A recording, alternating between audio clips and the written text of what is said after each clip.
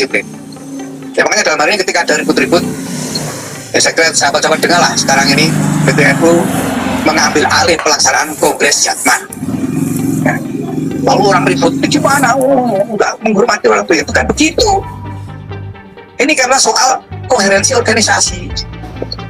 Kalau jadi gini masalahnya itu Jatman, itu baru belakangan kita temukan. Ternyata tahun 2019 itu ada sejumlah pimpinan Jatman yang mendaftarkan ke Kumham keberadaan Jatman sebagai perkumpulan sendiri terpisah dari NU.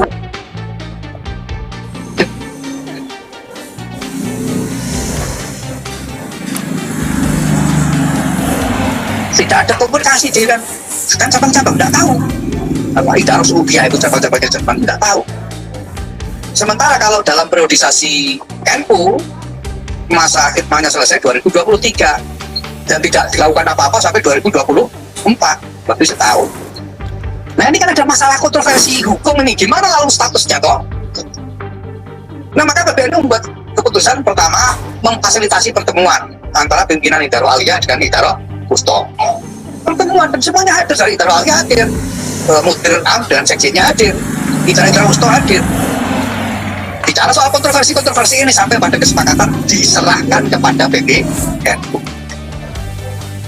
Lalu PBNU itu ada proses-proses selanjutnya sampai PBNU memutuskan untuk mengambil alih pelaksanaan Kongres. Nah sehingga kemudian insya Allah nanti 21 Januari kita adakan, maksudnya apa? Supaya ini jadi satu.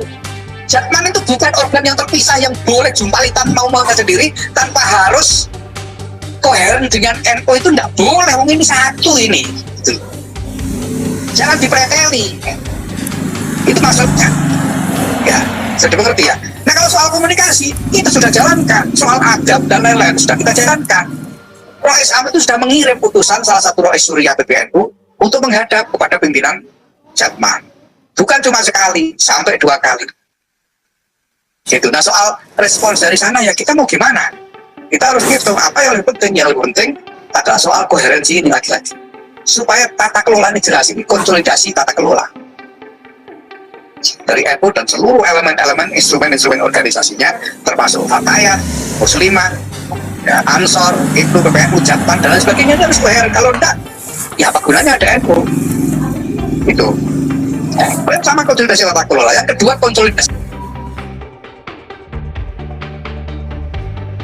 Kita semua sudah mendengarkan ya bagaimana pernyataan dari Ketum PBNU Gus Yahya Khalil Stakuf pada saat banyak orang yang mengatakan bahwa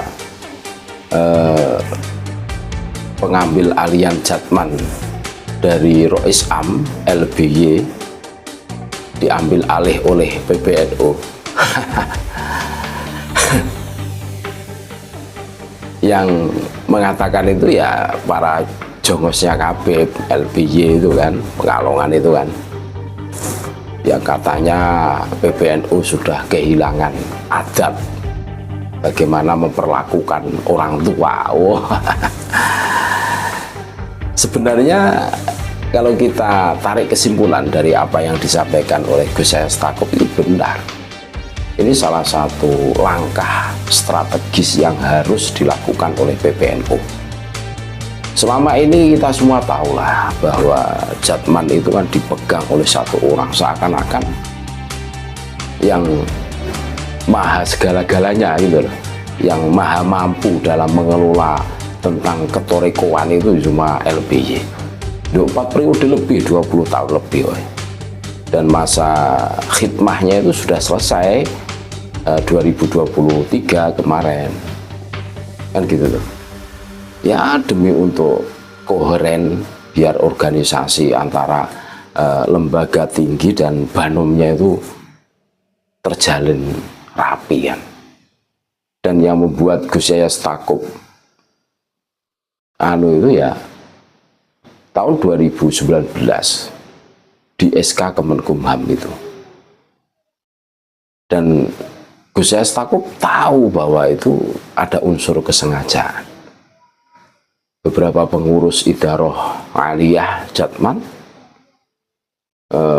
mendaftarkan ke Kemenkumham. Nah ini kan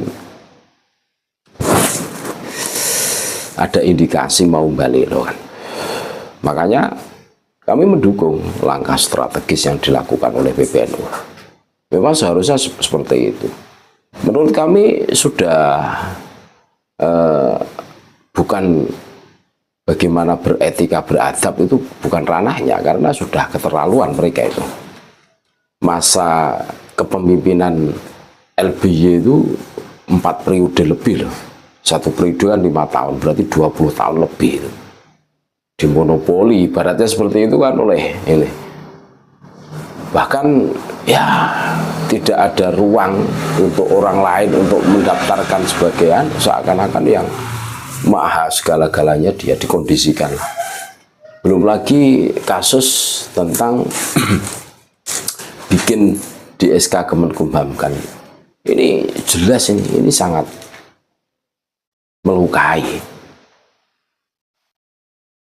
Iya, kenapa dikatakan melukai? Wong Banom itu ibarat anggota. Dalam satu tubuh itu ada tangan, ada kaki, ada telinga, dan lain sebagainya. Jatman itu ibarat tangan, kalau diibaratkan tangan dalam PBNU. Seharusnya kan mengikuti instruksi PBNU. Itu jelas. Jadi wah, kalau modelnya seperti itu ya nggak jadi. Ini lama-lama ya PBNU disikat juga oleh gerombolan orang-orang yang serakah ini kan gitu. Memang dari awal kami sudah menangkapnya bahwa ini sudah tidak benar ini. Terlepas etika dan adab itu menurut kami sudah melampaui batas lah. Bayangkan 20 tahun lebih Jatman dipimpin oleh 1 orang. Seakan-akan tidak ada yang mampu kan itu. Dengan narasi-narasi yang luar biasa menurut kami, framingnya ketua SUPI dunia, wah, bahkan ada yang mengatakan wali dan lain sebagainya. Wah, ngeri lah. Kalau urusan bikin framing, bikin narasi itu Habib Dobolowi itu ahlinya ahli.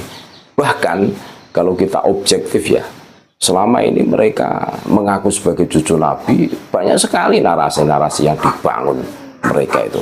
Seakan-akan yang maha segala-galanya itu golongan Bani Ba'alwi itu.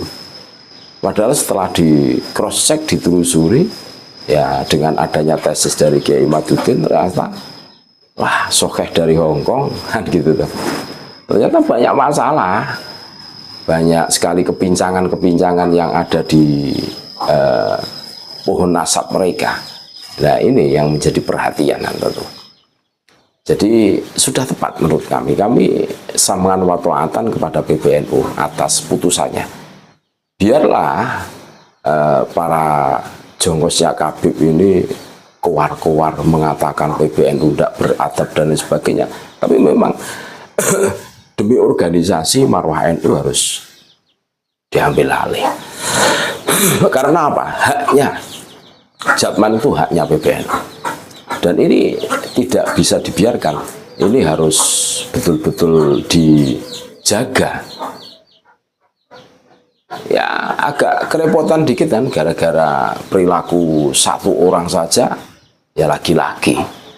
Perilaku siapa? Klan Ba'alwi, laki-laki yang berbuat onar, berbuat, aduh, ngeri lah. Mereka berdalih paling NU sendiri, seakan-akan punya andil karena kakeknya sebagai pendiri NU. Narasi-narasi dobos yang dibangun mereka itulah yang bikin orang-orang bingung. Makanya apa yang disampaikan oleh Gus Yahya Stakuf ini sebagai PBNU dari awal seharusnya begini. Mereka itu tidak bisa dikasih hati. Kalau dikasih hati, rogol rempelo. Akhirnya ya hancur-hancuran lah. Ini loh menjadi hancur-hancuran betul ini. Tidak bisa dibiarkan, harus dilawan.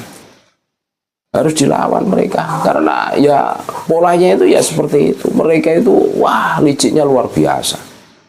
Liciknya luar biasa. Kalau berbicara licik-licikan kita itu tidak ada apa-apanya saudara-saudaraku semua. Licik. Wah ngeri lah kalau kita tengok bagaimana rekam jejak mereka itu.